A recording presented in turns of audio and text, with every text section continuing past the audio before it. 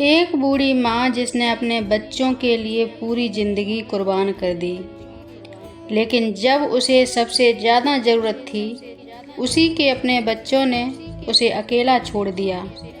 आखिर उस माँ के साथ क्या हुआ, ये कहानी आपकी आंखों में आंसू ला देगी।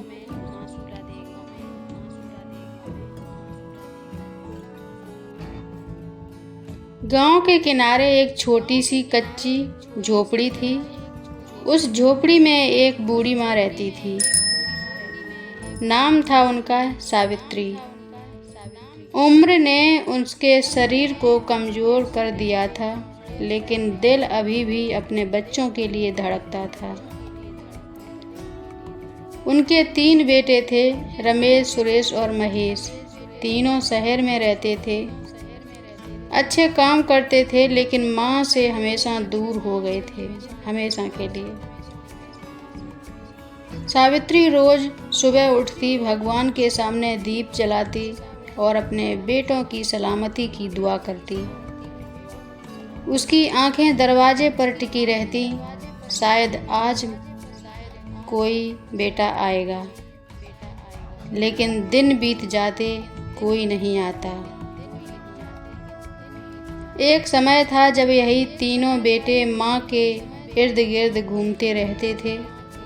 सावित्री दिन रात मेहनत करती थी, खेतों में काम करती, दूसरे घरों के बर्तन मांजती, ताकि उसके बच्चे भूखे न सोएं।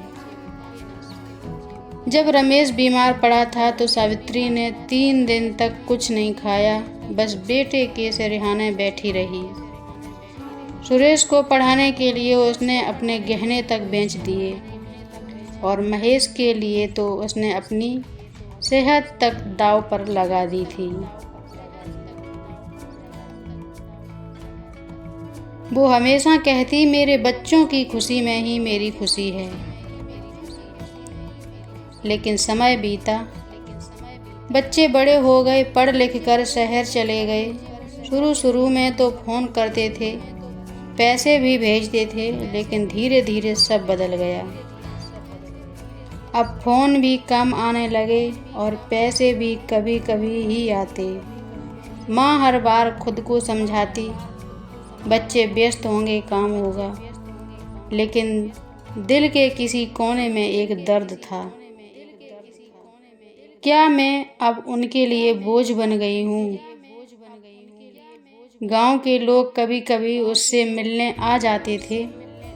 कोई दवा दे देता, कोई खाना दे जाता, लेकिन अपने बच्चों की जगह कोई नहीं ले सकता था। हर शाम सावित्री दरवाजे के पास बैठ जाती। सूरज ढलता, अंधेरा छा जाता, लेकिन उसका इंतजार खत्म नहीं होता।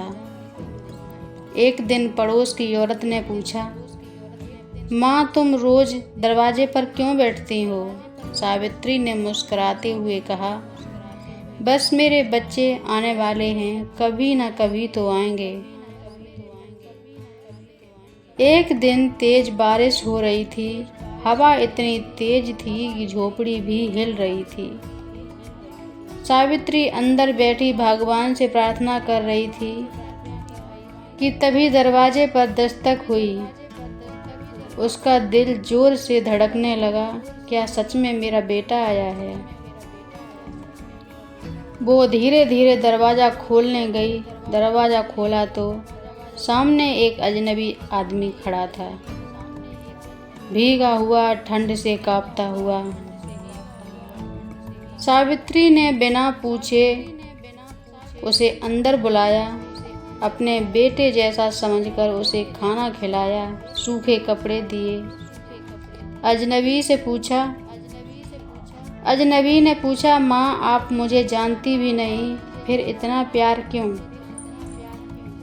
सावित्री की आंखों में आंसू आ गए। उसने कहा, बेटा, मैं हर आने वाले में अपने बेटे को देखती हूँ। कुछ दिनों बाद गांव में खबर आई कि सावित्री बहुत बीमार है। किसी ने शहर में उसके बेटों को खबर दी। तीनों बेटे तुरंत गांव पहुंचे। माँ को उस हालत में देखकर उनकी आंखों में आंसू बहने लगे। रमेश बोला, माँ हमें माफ़ कर दो, हम तुम्हें भूल गए। सुरेश ने सिर झुका लिया, हम अपनी ज़िंदगी में इतने व्यस्त हो गए कि तुम्हारी तकलीफ़ नहीं समझ पाए। महेश रोते हुए बोला, माँ हमें एक मौका और दे दो, हम तुम्हें अपने साथ ले जाएंगे। सावित्री ने धीरे से आंखें खोली। उसने अपने बेटों को देखा और मुस्कुराई। बेटा, माँ कभी अपने बच्चों से नाराज़ नहीं होती। उसने उनके सिर पर हाथ रखा और कहा, बस एक बात याद रखना, जिस दिन तुम्हारे बच्चे तुम्हें भूल जाएं, उस दिन तुम्हें मेरी याद आएगी। यह सुनकर तीनों बेटे फूट फूट कर रोने लगे। कुछ ही दिनों में सावित्री ने इस दुनिया को अलविदा कह दिया, लेकिन जाते जाते वो अपने बच्चों को एक बड़ी सीख दे गई। तीनों बेटों ने मिलकर माँ का अंतिम संस्कार किया। अब उन्हें एहसास हो चुका था कि उन्होंने क्या खो दिया। उन्होंने तय किया कि अब वो अपने बच्चों को कभी अकेला नहीं छोड़ेंगे और अपने माता पिता की सेवा करेंगे। माता पिता हमारे जीवन का सबसे बड़ा आशीर्वाद होते हैं। जब तक वो हमारे साथ हैं, उनकी कदर करें। पैसे और काम कभी ख़त्म नहीं होंगे, लेकिन माता पिता एक बार चले गए तो वापस नहीं मिलेंगे। दोस्तों, ये कहानी अगर आपको दिल को छू जाए तो कमेंट करके ज़रूर बताना और अपने दोस्तों तक शेयर ज़रूर करें। चैनल को सब्सक्राइब करना ना भूलें। जय श्री राम, राधे राधे।